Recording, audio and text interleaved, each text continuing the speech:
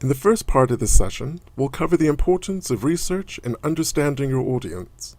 Most people who write for a living, well, they'll tell you that getting it right takes about 10% of actual writing time and about 90% research. Knowing what to write before you write it, and to whom, well, it might sound like an obvious place to start. But when you're under pressure to meet a business writing deadline, well, the obvious can go straight out the window. It really shouldn't though, because even if you're up against the clock, the whole process of writing your content will become much easier if you just put the pen down, sit back from your keyboard, and just kind of consider things first. Remember all about that incubation process. An important first task, when you're planning a piece of writing work, is to think carefully about its purpose. Well, first start by identifying your reader, bearing in mind these three simple questions. Who is my reader? Will they read this? And what value is being created? If, for example, your brief is to write a 1,000-word business-to-consumer brochure on a new range of, motorized mobility scooters, the language, tone, and style of your piece, well, it shouldn't be targeted towards a youth audience, which sounds pretty obvious. But look in any newspaper, magazine, or at any website, and you'll soon find countless examples of advertisements for products, well, that seem to be incongruously addressing a completely irrelevant market. This accounts for the irritation or amusement you kind of feel when viewing a TV advert that's not aimed at you. When this happens, the audience feels disconnected straight away, and the intended message of the content falls between the cracks. It's one of the biggest reasons sales copy and adverts fail. In our example, after you've identified your main mobility scooter readership as pensioners or perhaps MS sufferers, then you have a very compelling reason why they'll want to read about your new products. But it is a competitive market, and the scooters won't sell themselves. So the next part of the process is to ask yourself, what's in it for my intended readers? What benefits will our products give these readers over and above those of our competitors? And how do I communicate this to them in a language that they'll appreciate? Which brings us back to our central mantra, always consider benefits, not just features. This is when the analysis stage of the research process really kicks in, when you go back to your product and set out all the features it offers your target reader, listing the corresponding benefits. Think about everything that your product can do and how this will actually help the reader, how this will create value for them within the content that you're about to write. If at this stage you need to clarify certain product features or specifications, or even identify more generalized subject matter that kind of reinforces your point, go onto the internet and Google your key topics. Read up on relevant details that'll put your claims into an authoritative context. Imagine yourself in the mindset of your target reader and search for examples of similar products that are directed at them. Note the language used to talk to them, and consider what works and what doesn't in terms of tone. The more detailed your research at this stage, the more rounded and effective your writing will be. You might think you're collecting superfluous details, but when it comes to actually writing your content, you'll find you're already kind of a mini expert on the subject and can cherry pick the best facts, statistics, and juiciest pieces of information to back up your message. The final stage of your research should take the form of collating your rough notes into a definitive structure. This structure will depend on the media in which your content will be produced. For example, writing for the web is very different than writing a sales letter or a brochure. But if your research is sound, you'll put yourself on a solid footing for actually structuring and writing effective content. So here's a kind of research shortlist, and we'll be going over all of these points in basically this part of the session. You are your client. You need to discover precisely what you or your client want to achieve. Another shortlist is the company or service itself, so you understand the ethos, the brand, and the voice.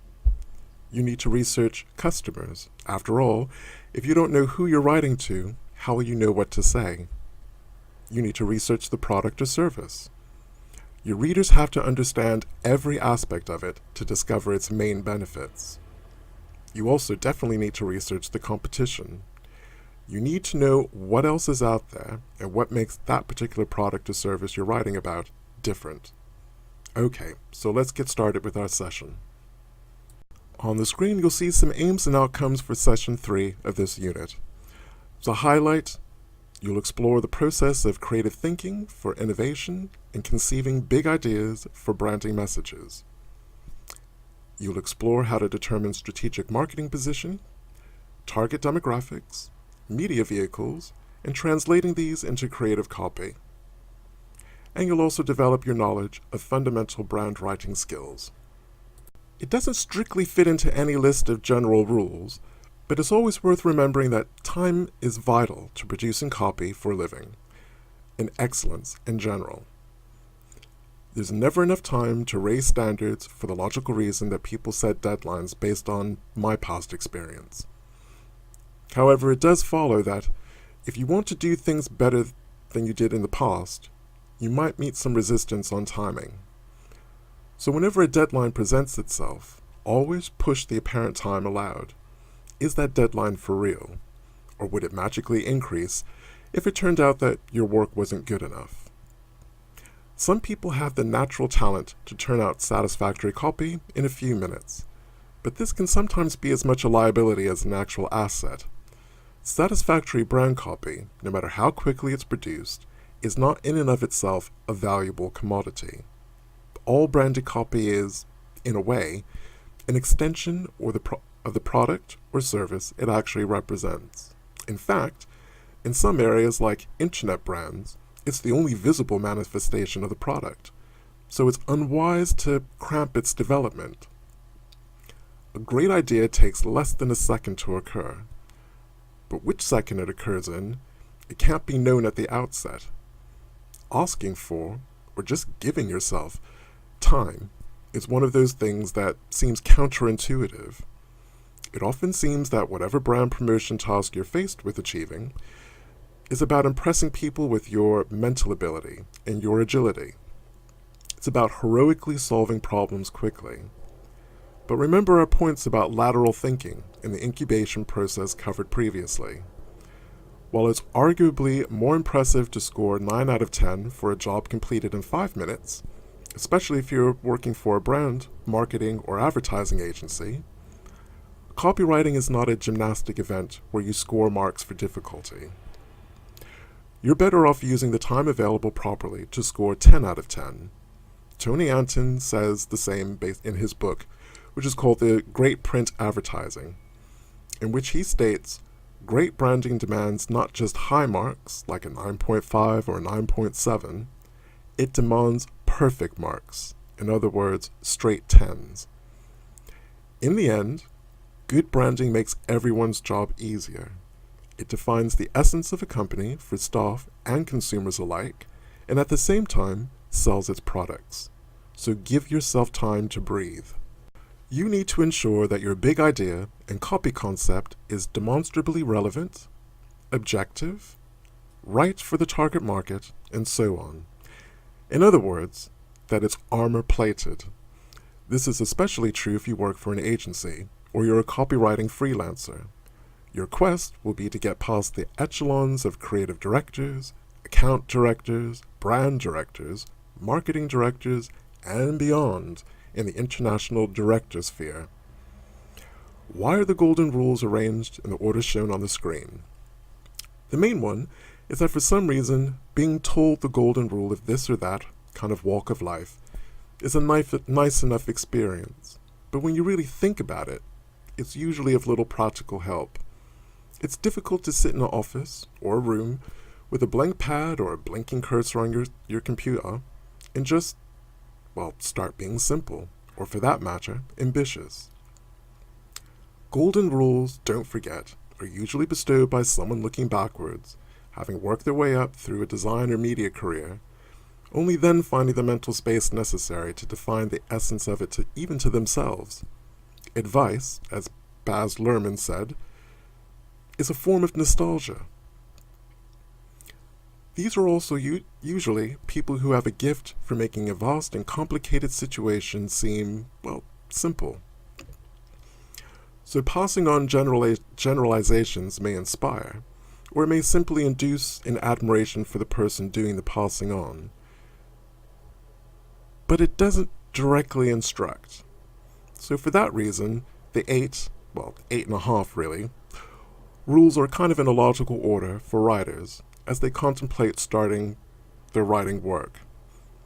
Rather than thinking, what can I do that will generally be good?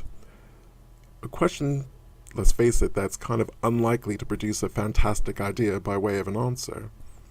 The first thing to do is just fill your head. Accurate, honest, and up-to-date information is where the finished product is invisibly roosting. This explains why the first two rules, know your market and do research, seem to have so little to do with being creative, talking as they do about investigating things and asking questions. We've spent some significant amount of time developing your understanding of audience in the branding unit. And we're not quite done with this topic just yet. We'll be delving more deeply into this topic, both audience profiles and consumer psychology, later on in this unit.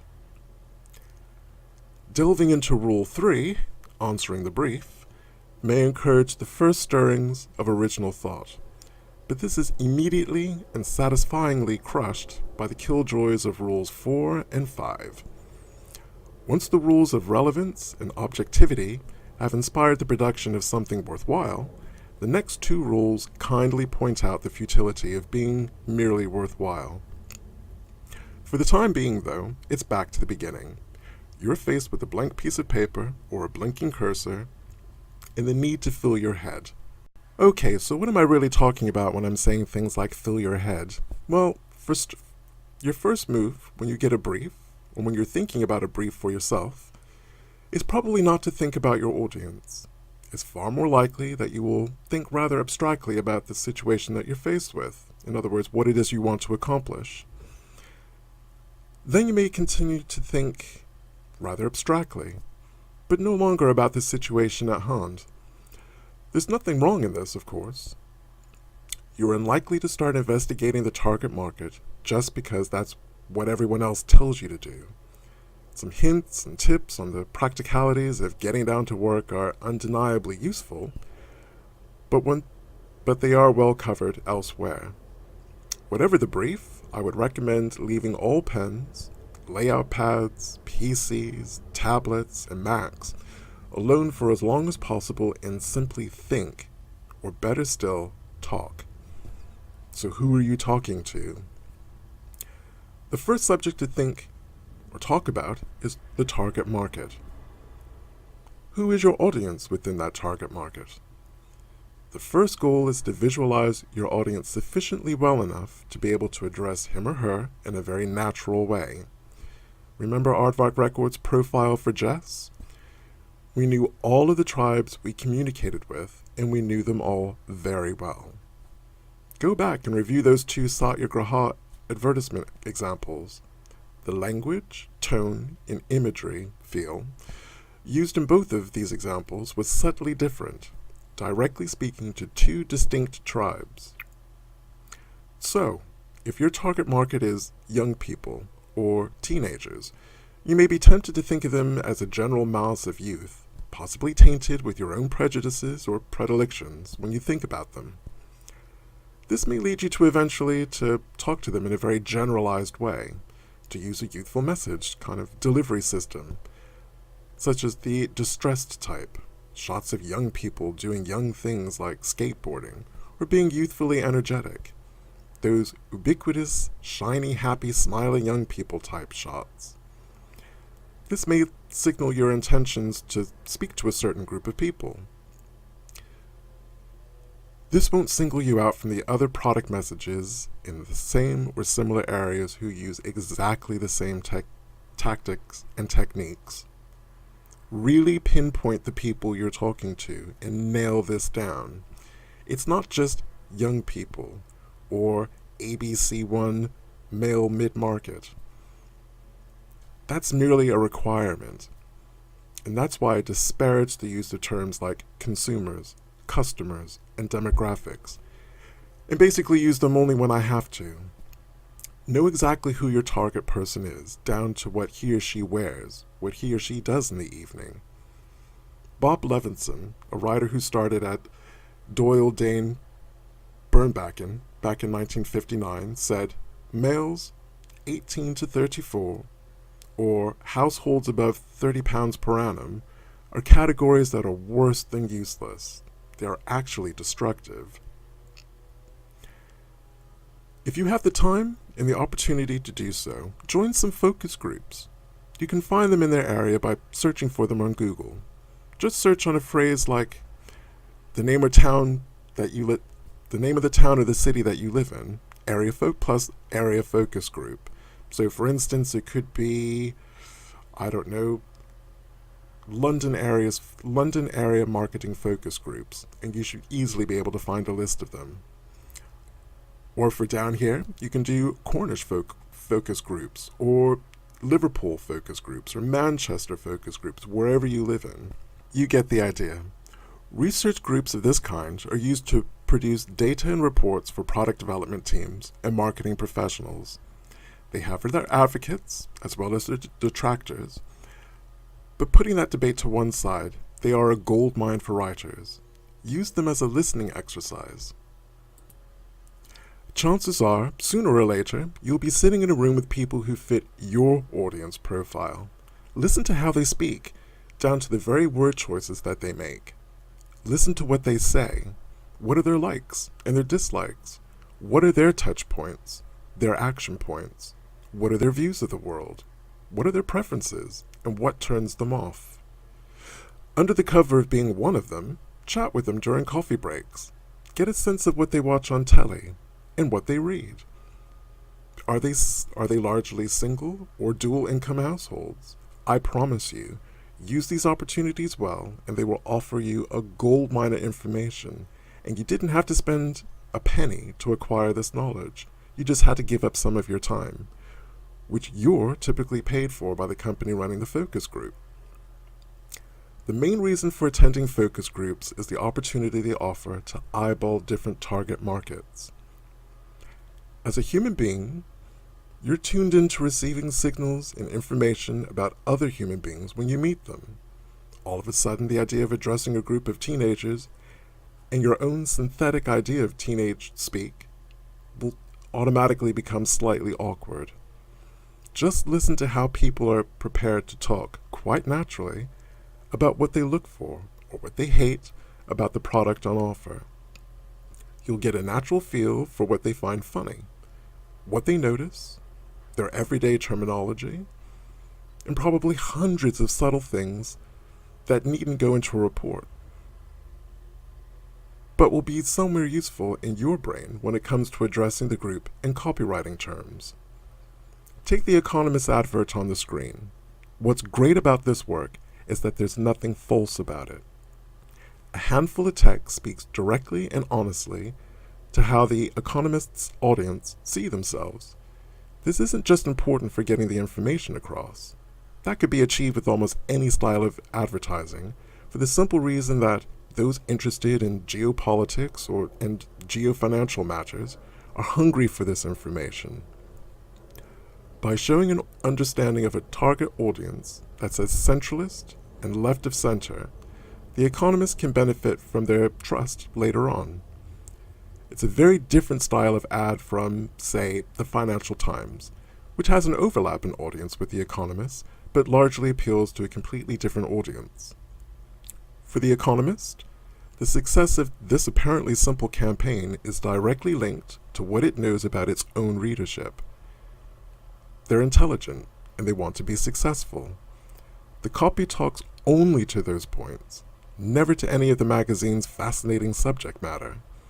Rather than boasting about The Economist's writers, sales, articles, success in predicting events, it is content to identify with real accuracy the people it wants to talk to. This creates an intimacy with the product that is priceless and a binding, consistent relationship.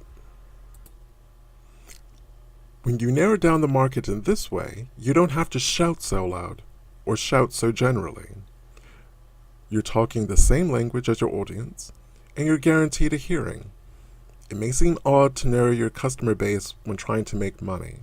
However, it makes sense if you're selling 300,000 units of a product and want to sell more, to talk intelligibly to the 3 million for whom that product is remotely appropriate, than the vaguely 60 million, including millions of children and retired people, who don't need it. If you think hard enough about your target market, award-winning copy just springs into your head. I'll use an example from my own practice. It's a psytrance act called Zeton Spore. Yes, I said psytrance, psychedelic trance in other words. I don't expect you to know what that is exactly. Let's just say it's a form of clubbing and rave music. Psychedelic offers a pretty strong clue. So does the name Zeton Spore. I just joined Aardvark Records and was tasked with relaunching Zeton Spore. I was already familiar with the electronic and dance music and the clubbing and raving scenes. So my first effort was a pretty healthy nod and a wink to the drug culture within psytrance. It worked, but it didn't work as well as it should have. It just didn't sell Zeton Spore's unique selling point, in an electronic music sea awash with copy, that touched on the same point in one way, shape, or form. Now, one of Zeton Spore's USP was the fact that it used live instruments and not just sounds and loops produced by a computer. Specifically, they used a didgeridoo. And every time they played live, the crowd would just simply go wild, not just for the music, but for the talent Mark had with that didgeridoo. So my second copy attempt featured the headline, "Blow Your Own Horn," with a big old picture of Mark on the didge, and added a hint at environmental and social concerns that were important to Zeton Spore. This approach worked a treat. This was the message that the global psytrance community wanted to hear about. It resonated with their concerns, and the whole "blow your own horn" resonated strongly and emotionally with their mantra of self-expression and individuality. It was an advert that transformed Zeton Spore into an international psytrance brand. Okay, so back to the topic at hand. Another benefit to knowing your audience is that creative work sourced from their worldview is almost always more enjoyable and less contrived in conception than that from the advertiser's point of view. Remember, we speak to them through our branding messages, not at them. It just makes more sense. Too many brands start out in the market with clunky launch campaigns. They're, obsessed with itself as a product, and it's obsessed with its ingredients. The successful brand or successful brands refined their view of who they're talking to. It is a conversation that is typically played out in slow motion and at some expense, as both seller and buyer get to know each other. Those brands that do survive to refine their message often do so by having a good product or service message in the first place. Brand messaging, when it's targeted properly, can skip preliminaries involved in a conversation. Rather than introduce yourself through half-effective brand messaging and await the response, why not pinpoint the appropriate audience from the off and have fully effective communication? In addition to the online resources I've already given in the branding unit and attending focus groups near your town or in the city that you live in, one of the other ways to get to know your prospective audience is to read the papers and magazines that they read, or to watch the programs that they watch. It's one of the more explicable coincidences in life that these will also tend to be the media in which you'll be advertising to them, if budgets actually allow. And how do I know what magazines they read or what TV shows they watch? The links on the screen provide a wealth of information that answers just this question, and actually quite a bit more. Many countries have the same information available for free online, so substitute UK with the country you need information and data for. So let's take a look at the media first. Of course, When considering the media, you have to be a little more selective in what you take out than when you're meeting your target audience face to face. What you see and read, say in a teen magazine, well, it tends to be a bit homogeneous. Well, actually not a bit homogeneous, it's very homogeneous. The same is true of motoring magazines, computer magazines, lad magazines, gardening, The Economist, The Sun, the Financial Times, and so on. In each publication, almost everything in them, including the ads, well, they seem to conform to a tribal identity. It's important not to draw the wrong conclusions about how the medium should be used to your best advantage. Remember, the magazine or paper itself, it needs to keep strictly to its house style in order to maintain its own identity and reason for purchase. You should research the medium as an extension of the information loading process. In other words, having read the magazine, or the newspaper, or view the TV channel, this isn't the moment to start running off and writing ads. If we continue the metaphor of the tribe, you're not there to run around in the gang with everyone else, brandishing a spear and making similar noises. You're hoping to start a war cry that others adopt as their own. The term slogan is indeed derived from an unspellable Gaelic word meaning war cry. Background research into the technologically evolving media is something that needs to be ongoing, and it's hardly unpleasant, as it merely involves watching movies, surfing the net, and so on with a curious mind. So let's take a look at money. These days, if you can think it, you can show it. Unfortunately, there's no rule of thumb to say that if you can show it, your budget can actually afford it. There's nothing much worse than watching a spectacular effect, especially a special effect, done on the cheap, unless you're doing something tongue-in-cheek and making that explicitly clear. If you know you can't afford an idea, a creative idea, don't try to make it.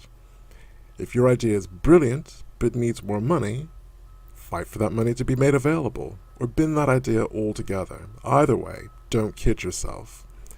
But don't be put off by tiny budgets. It may seem that lack of money is an excuse for not doing good ideas, because let's face it, many impressive ads are actually quite expensive to produce. But look at it this way. I had almost a zero budget to work with when I started at Aardvark Records. Financial poverty was the perfect incubator for truly innovative creative concepts, and ideas that actually cost nothing but time and effort to bring to fruition. Okay, I've told you and I have banged this into the ground about not using cliches, but I'm going to actually use one. Budget poverty really is the mother of all invention. Take note of how many great press and online advertisements and posters consist of just a few words and a logo. At the same time, if an idea is very funny or appealing, it's more likely for people to give their services free or cheaply. Sometimes a good idea often creates its own backers. There really is no limit to how much you can investigate about the various media you might use in crafting your strategic brand messages. So for instance, you can learn about photography, things like editing, lighting, film, computers, animation. You can also learn about production methods, film libraries, music search companies. Or you can learn about typography and illustration. Watch films and TV, theater and cabaret, and make a mental note of useful actors, gags, ideas to remember for future use. Remember, great copy usually comes from the copywriter's own life experiences, in other words, from life itself. You can even collect books that relate to all of the above areas, or watch lifestyle shows, things like home improvements, travel, that sort of thing. Reality TV shows like Big Brother can also provide a goldmine of audience-related information. Or you might travel to things like advertising websites, especially award annuals for D&AD, or websites like Brand Republic that are also worth their weight in gold, as are magazines and websites like Advertising Week and Marketing Week. Try unlikely sounding art exhibitions, attend film festivals, just in short, get out there. Of course, you don't need to do all of this from day one, but just adopt the habit of hoovering up information all of the time. You don't need to remember the different filters for indoor and outdoor filming. It's just a general knowledge that you're after. It's just something that sits in the back of your brain that may one day inform your work.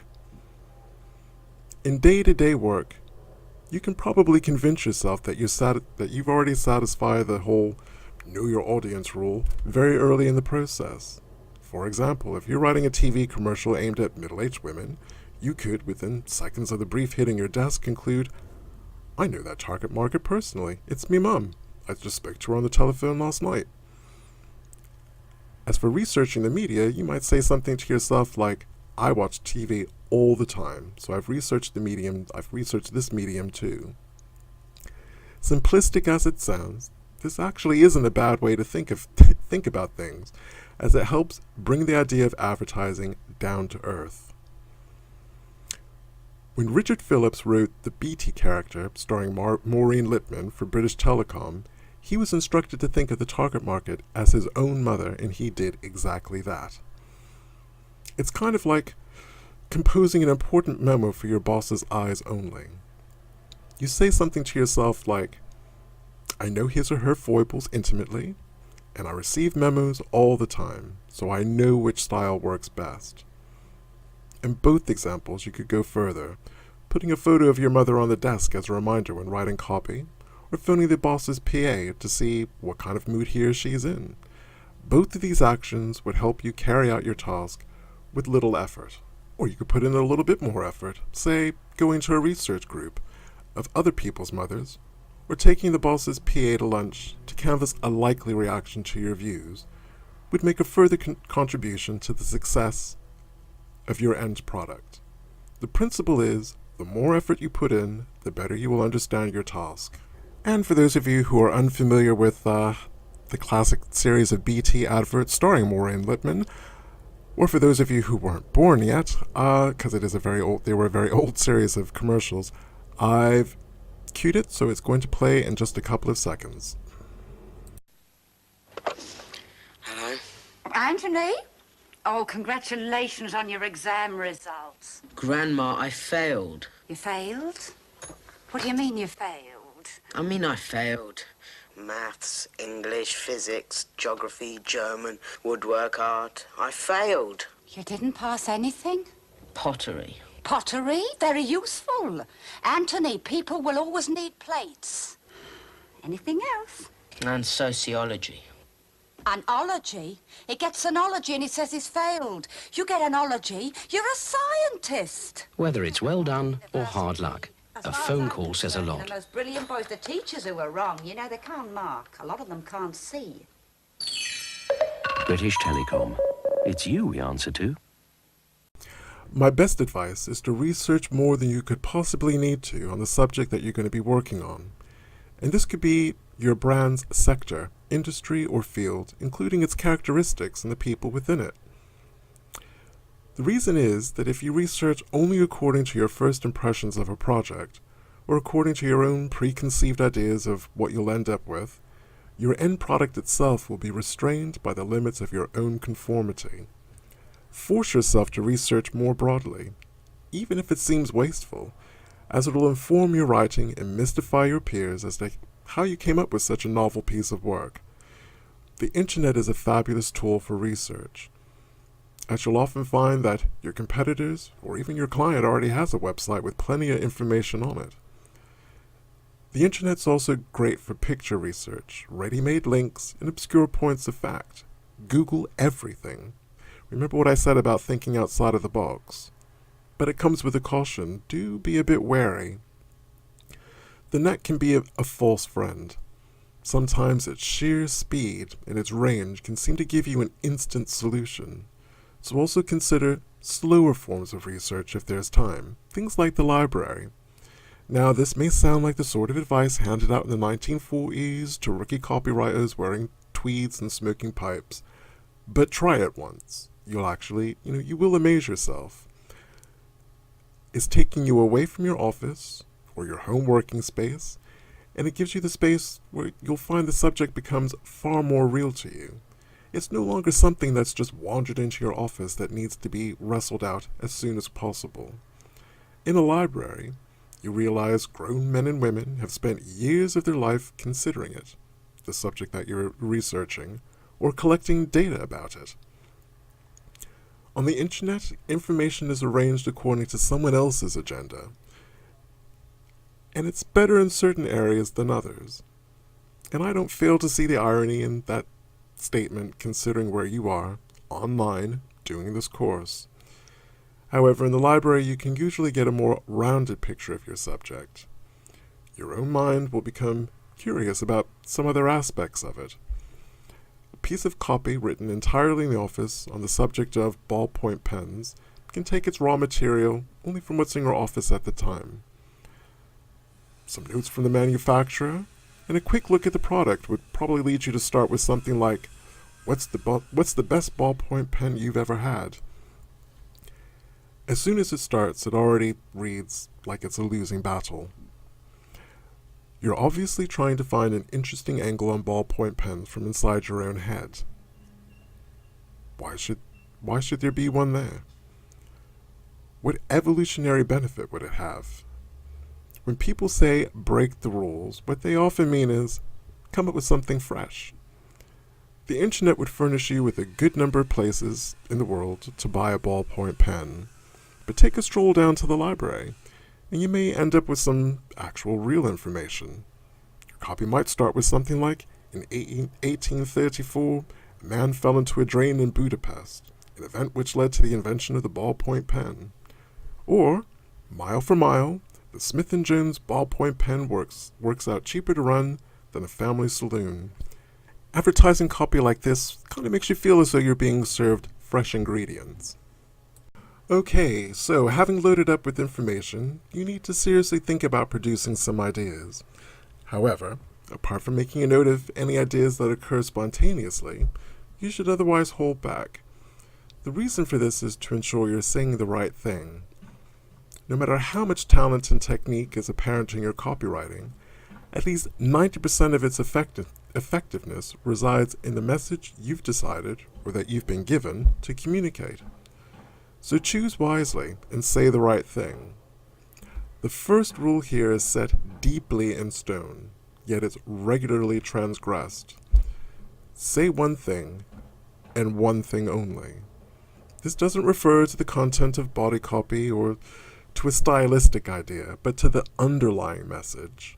If your copy is designed to say a certain car model is safe, don't also say that it's cheap.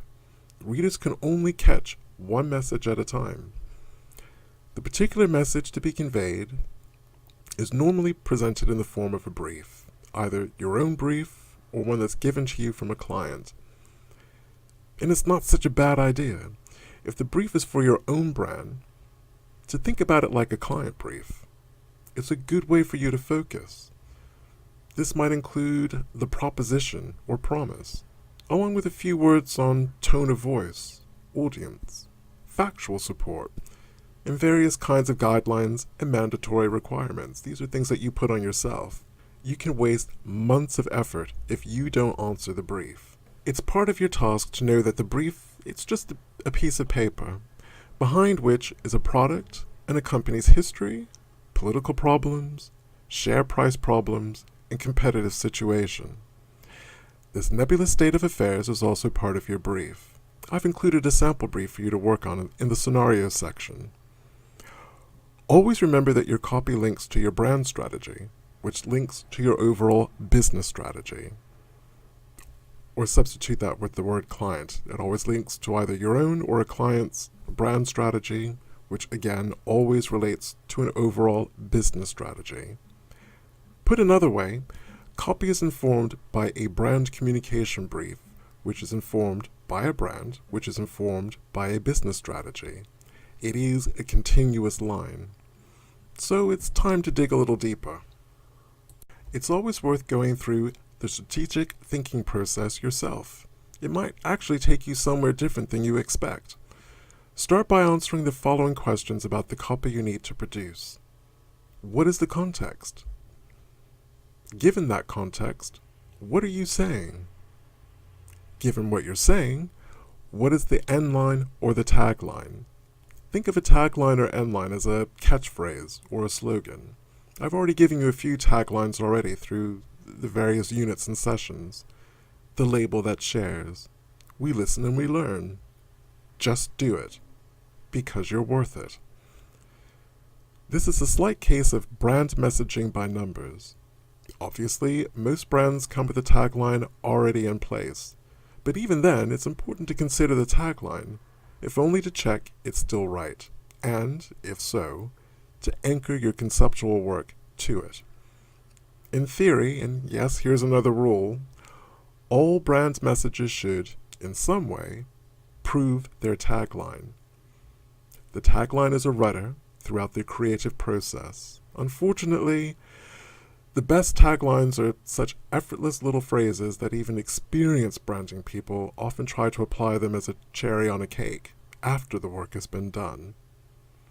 But nail the tagline down before you write the brand message, and decades of clarity can be yours.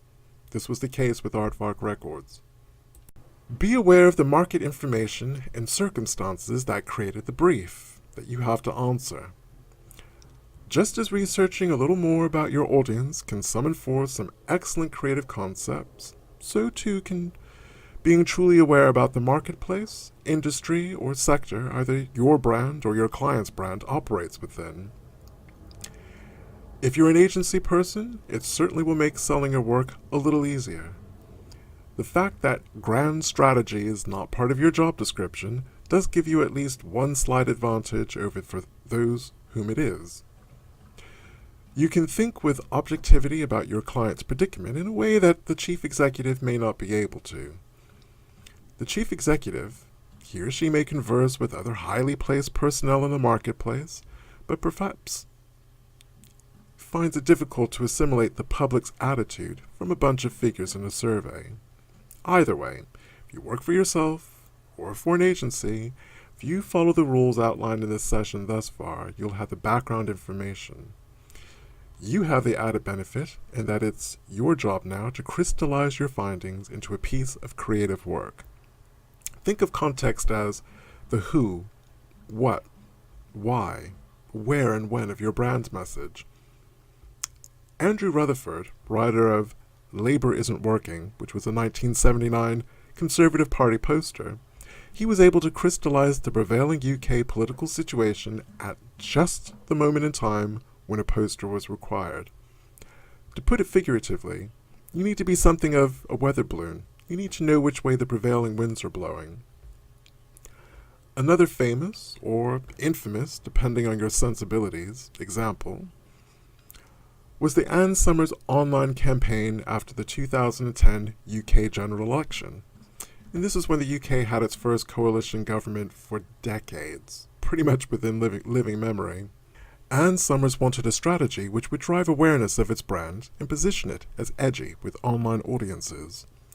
The agency it used came up with a solution, that used innovative online media channels that attracted huge volumes of eyeballs at a relatively low cost. The agency got a bit cheeky, using the paid search mechanic, and it did it in a really clever way to put the Ann Summers brand into places you just wouldn't or didn't expect to see it. So, for instance, for the election 2010 outcome, what was the tagline? What was the advertising that people saw? Visit Ann Summers and find out why we believe in a well-hung parliament. Which was followed by the infamous "There's no recession in pleasure" tagline and advert for the particularly gloomy 2010 budget announcement. The results?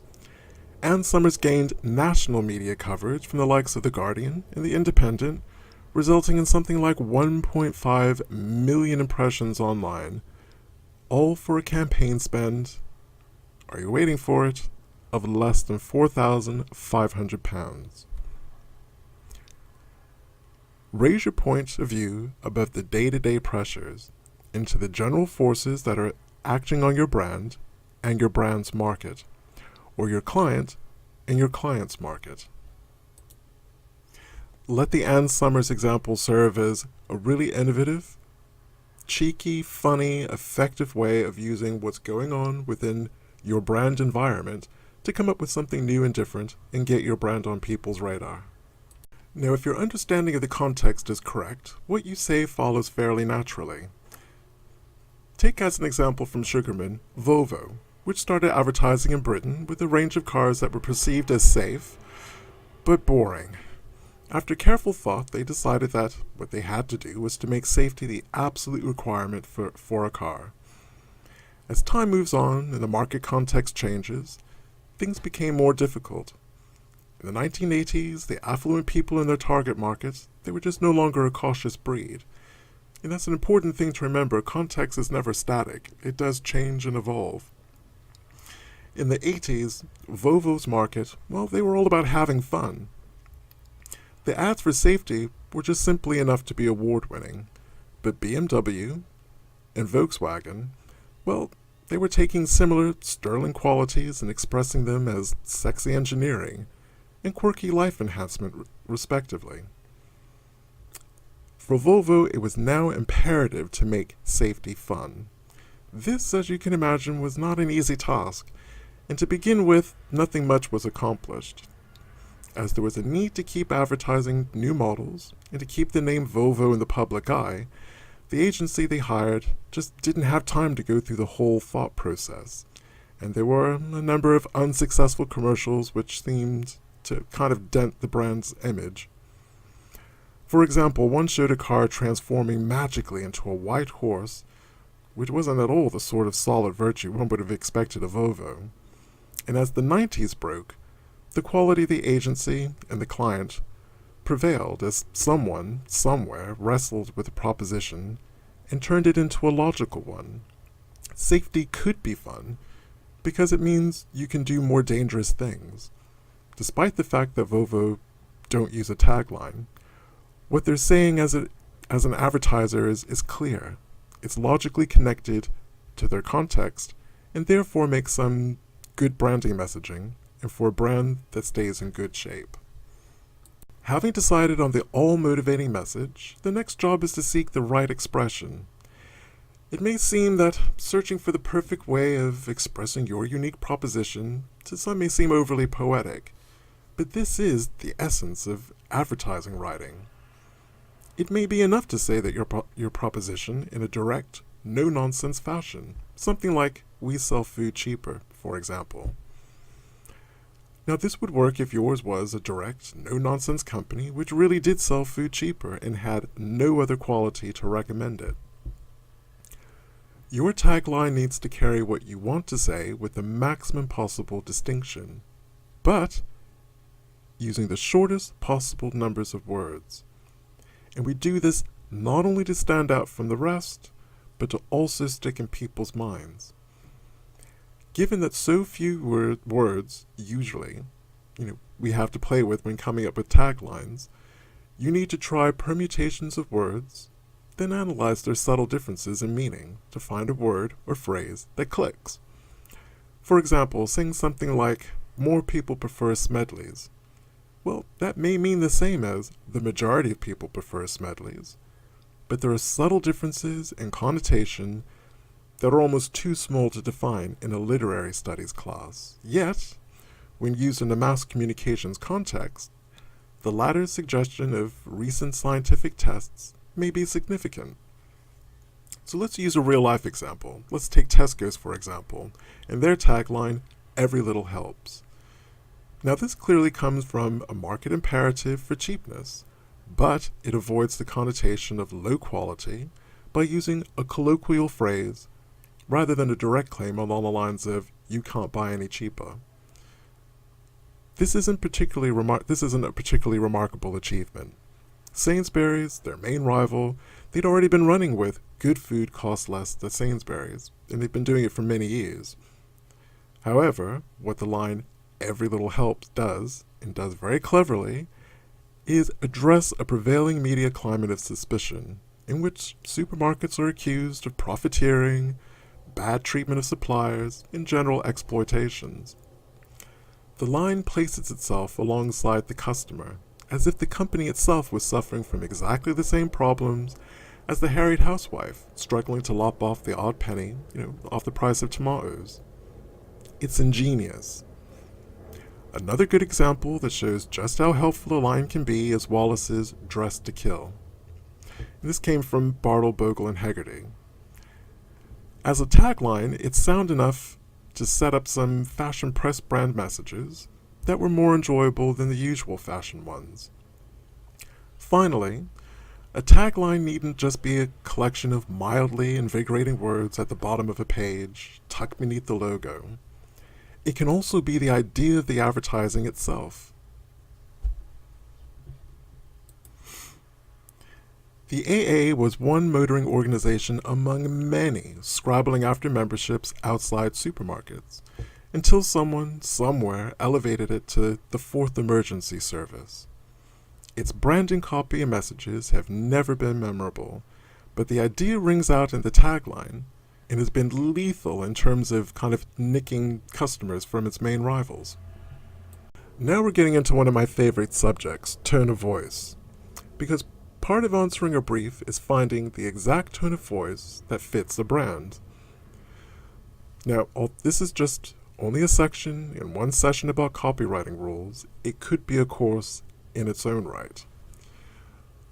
Studies have shown that the meaning people extract from each other during conversation is about 7% down to the words we hear, and 38% based on the tone those words are said in. The remaining 55% is based largely on body language. The reason this subject is so much bigger than simply communicating product or service values to an audience is that it also impacts on the identity of the company itself. In organizations where the corporate or brand tone of voice is clearly understood, it's a positive force for a company because it helps all of its employees live the brand, as one marketing manager puts it. The benefit is a clear and intuitive understanding by all staff of the goals and approach of their organization. Wolf Olins echoes this thought in his Guide to Corporate Identity, which was published by the Design Council. The fundamental idea behind a corporate identity program is that in everything the company does, everything it owns, and everything it produces, the company should project a clear idea of what it is and what its aims are. Now, this should all be sounding familiar. A company's brand communication is the very expression of what a company does, of what it owns, and is itself a company product. There is often a great benefit in considering how your company's identity may be represented in the sort of language used and the kind of ideas expressed. Tone of voice seems very important for some reason in car advertising. We can all identify the Volkswagen tone of voice after years of consistency. One of the best examples of pure tone of voice is the long-running Economist campaign. They managed to do everything from billboards down to special offer inserts with exactly the same simple, superior tone, no matter what the subject. In turn, part of what defines and refines a tone of voice is consistency. Virgin, for example, in all of its manifestations, maintains a willful, youthful, countercultural tone of voice throughout everything it says and does, whether it's taking on British Airways in court or launching a new phone tariff. So let's delve a little bit more deeply into the whole tone of voice thing. Innocent Smoothies exists in a space all of its own making with a cunningly innocent tone of voice that's immediately recognizable, and the tone of the voice on its packaging is identical to the tone of voice that we hear on television. Or another example, the closer Audi gets to pure, steely, dramatic inscrutability in its tone of voice, the less it actually has to say. What these very different brands all have in common is that almost everything we think of them spontaneously comes from their tone of voice. Eternally useful as a great tagline is, a great corporate voice has the potential to be in some ways even more powerful. Virgin can start a company in any sector it likes because everyone will immediately recognize its role in the sector through its tone of voice. Virgin yogurt, then, Virgin yogurt would basically be the rock and roll version of the leading brand that breaks new ground in ways that benefits the consumer. Hard to imagine, I know. Just as having a voice rather than a line gives you flexibility to enter different markets with a ready-made identity, so it also allows you to express yourself through different media and run widely different campaigns without worrying about fragmenting what you stand for. So let's take a look at some innocent smoothie ads to see what I mean about tone of voice. Hello. We're innocent and we make smoothies. Can we show you something? It's £2 of fruit. Nice, isn't it? We squeeze all of this fruit into each of our big cartons. There it goes. So there's no room left for concentrates or additives or chickens. And you get something that tastes amazing and is nice and healthy. Innocent smoothies, your daily fruit, and no chickens. I love oranges, and I love orange juice as one of my 5 a day. But I also love strawberries and bananas, apples. Oh, and I love grapes. And oh, hang on, what? They're all in here? Really? And it's 2 of my 5 a day. Oh boy. Wait till I tell the guys about this. Innocent smoothies, 2 of your 5 a day. Virgin Mobile ran a famous campaign using the line, "The devil makes work for idle thumbs." The line, for a start, is clearly liberated from the usual hankerings of chairmen and advertising purists in that it doesn't aspire to last forever. It's freed from the role of containing the brand statement, from having to say something like, Virgin, the phones that make you appear cooler. It can spiral off into another world where advertising isn't selling. It's a source of fascination in itself. So for Aardvark, things like Adventures in Music, Music Unlimited, and even things like The Label That Shares, to this day they remain successful taglines for Aardvark, and have actually provided a lot of fun over the years. As is the Aardvark tone of voice, that of a cooler, older sibling, or cousin, or hip uncle or aunt. The corporate voice is a marketing property that has special skills to get through boundaries, to get around walls, fly under the radar, where a traditional approach would give itself away at the first checkpoint. It's tempting to overstate the kind of financial value of owning a unique tone of voice, but the case study of Virgin Mobile is a startling one. As I've already mentioned, on entering any market, Virgin has a ready-made, well-liked tone of voice, kind of as the people's champion, kind of on a mission to simplify and make more enjoyable the experience of using whatever Virgin product or service is being promoted. Mobile phones were ripe for simplification. A university study calculated that at the time of Virgin's entry, there were 1 million different possible tariffs on offer between the big 4 players in the market. Not much fun. Virgin's first campaign was aimed at communicating their inherently simple offering of one rate for everyone. The Virgin Mobile brand took off exponentially, and it built up an impressive customer base, the measure of success in the mobile phones market.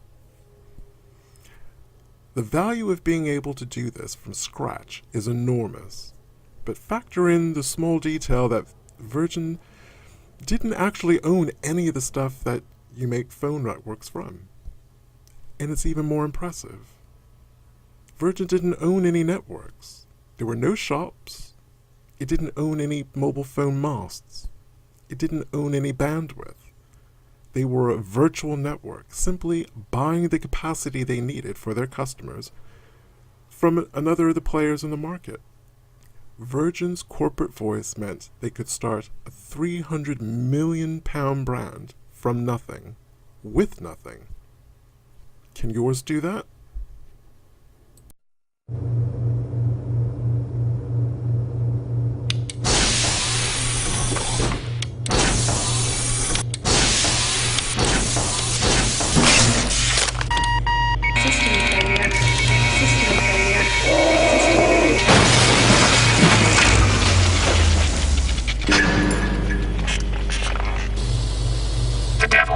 plug for idle thumbs. Keep yours busy. Text another Virgin Mobile for 3B. This is the other side of the tone of voice coin.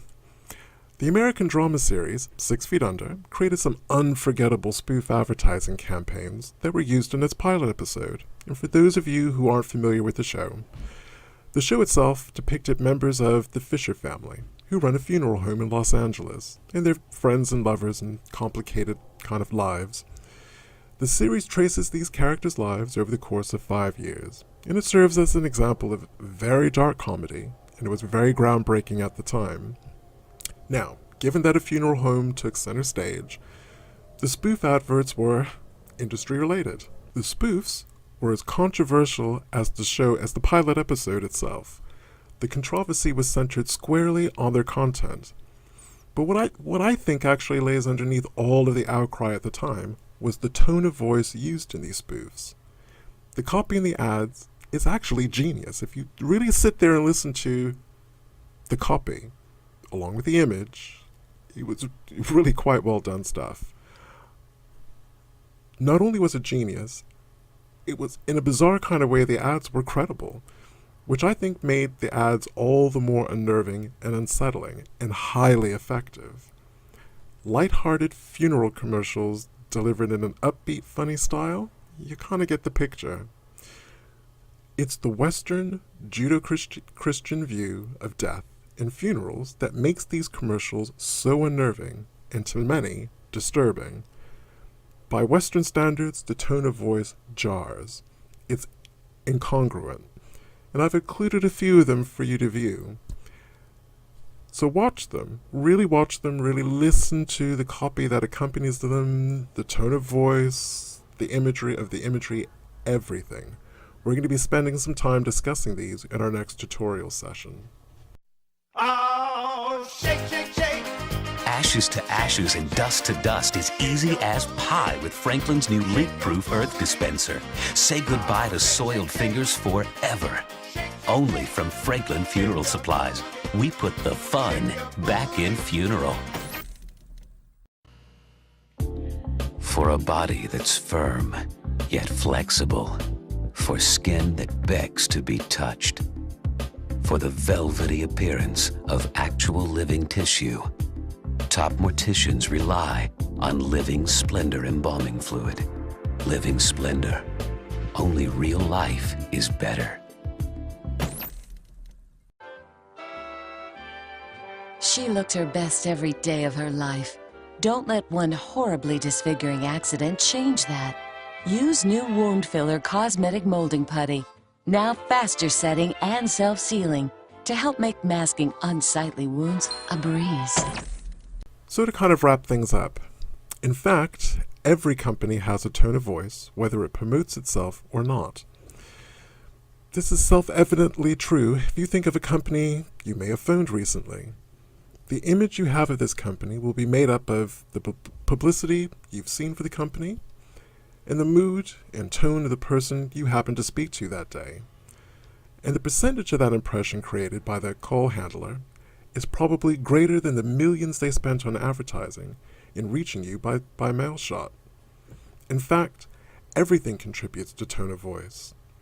How you publicize your prices, the staff in a showroom, your non-smoking policy, your stationery, your speed of replying to emails, your networking skills, your company cars, your reps' hairstyles, your managing director's quotes in the local paper, your coffee machines, your invoices, the way you treat your suppliers, your lifts. They all communicate, and Virgin knows this.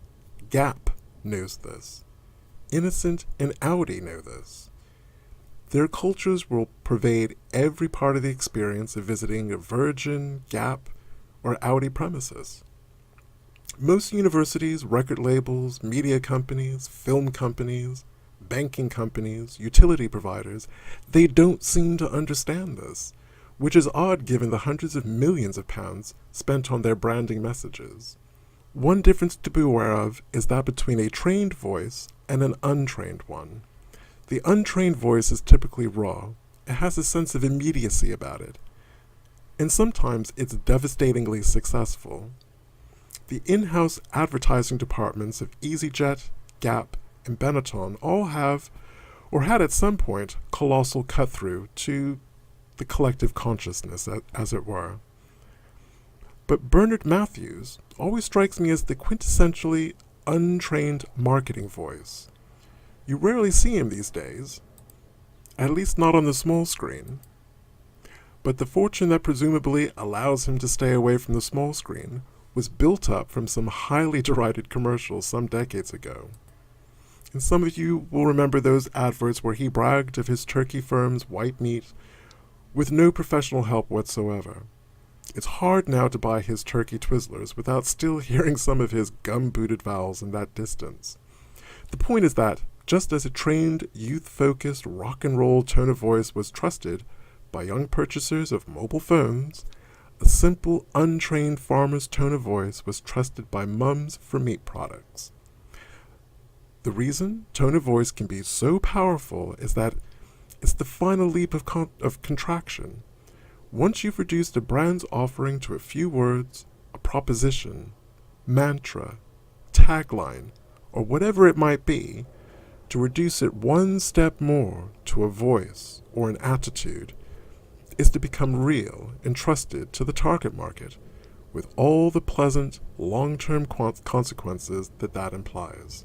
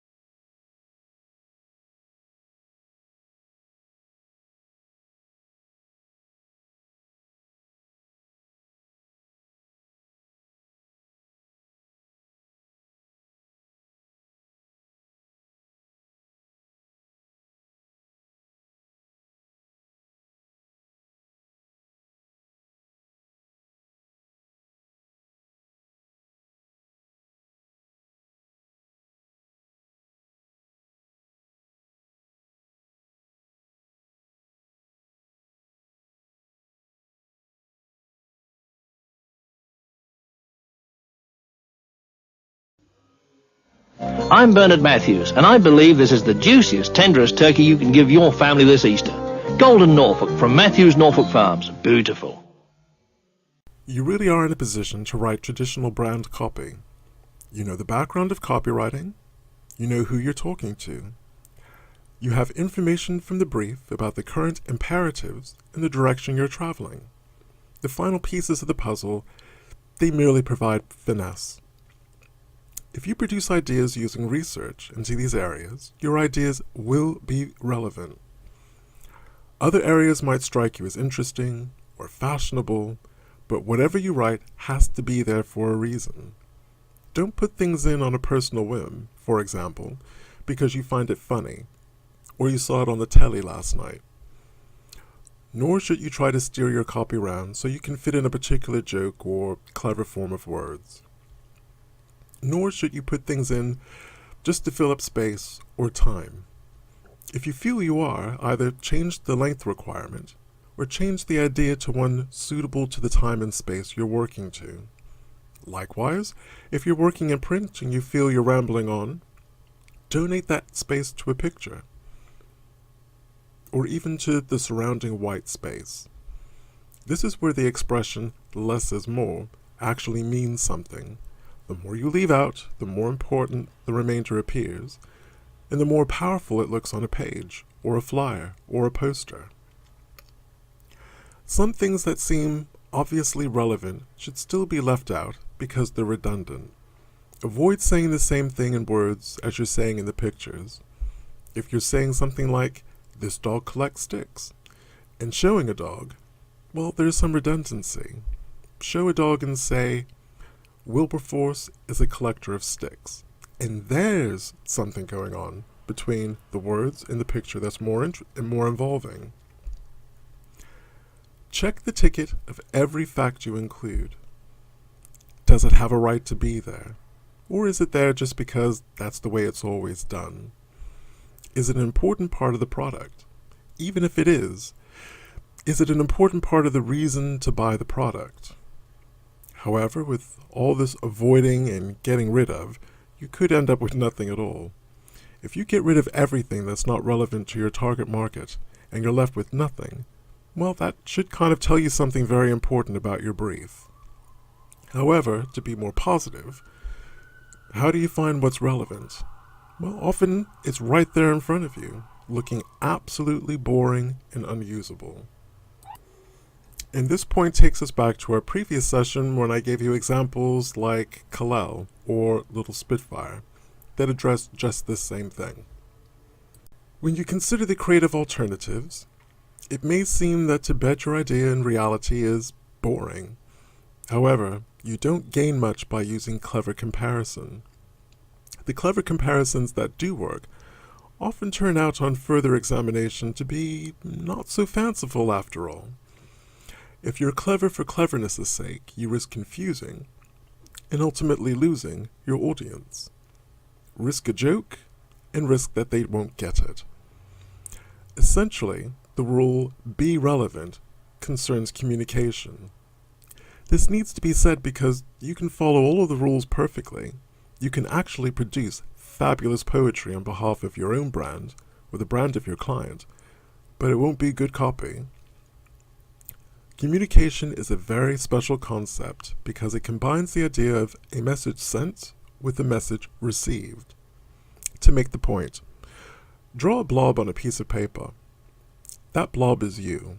You have a history, a background, a state of mind, a set of ambitions. It's also your company, with its history, background, present situation, and set of goals. But it's also your client, and their history, background, problems, and goals. That blob now contains your entire professional universe, and it's very small. Now draw another blob on the same piece of paper to represent the person you're talking to. He or she's not interested in your career or the company that you speak for. You could put everything together logically and perfectly, and he or she would just ignore it. Why? Because he or she also has a history, a background, a state of mind, and a set of goals and ambitions. enough to fill up his or her own life without any input from you, your company. And believe it or not, your client could disappear forever and this person wouldn't care. If they did care, why would we be asked to promote to them? In a situation where people don't care, you need to find a point of contact. In terms of the two blobs on your page, it draws an X on the page between them. It creates something that's visible and meaningful for both parties. As the writer of many of Apple's greatest ads, Steve Hayden puts it, search for some way to relate the tiny, constricted world the clients live in to the larger, sunnier world people actually care about. This is what you're looking for. In the words of Zen in The Art of Alchemy, you must think from the point of view of the archer and the target at the same moment. Or to put it less profoundly, you need a branding copy idea. Facts speaking for themselves are very convincing. You can't always stick cars to posters, but you can embody proof in everything that you write. An example of this is advertising agency DDB's snowplow commercial for Volkswagen. We open on a VW Beetle driving through the thick snow in a very early dawn. It arrives at a shed. Meanwhile, a male voiceover says, "Have you ever wondered how the man who drives the snowplow gets to the snowplow?" We then see a man's feet get out of the car and trudge to a larger vehicle, and the voiceover continues. This one drives a Volkswagen, so you can stop wondering.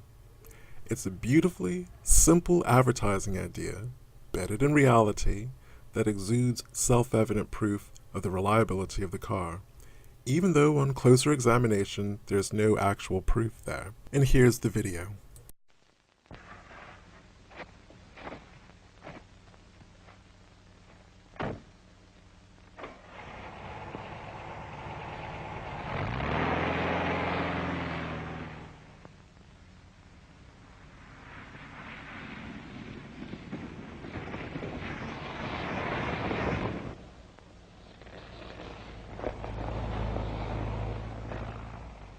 Have you ever wondered how the man who drives a snowplow drives to the snowplow? This one drives a Volkswagen. So you can stop wondering.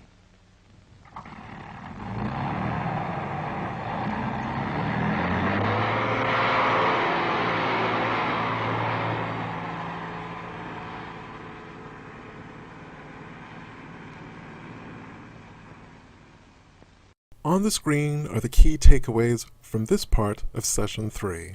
Feel free to pause the video, go through them, either jot them down if you like, but I invite you to kind of really think about what each one of those means to you and your understanding of them before we progress on to the second half of this session.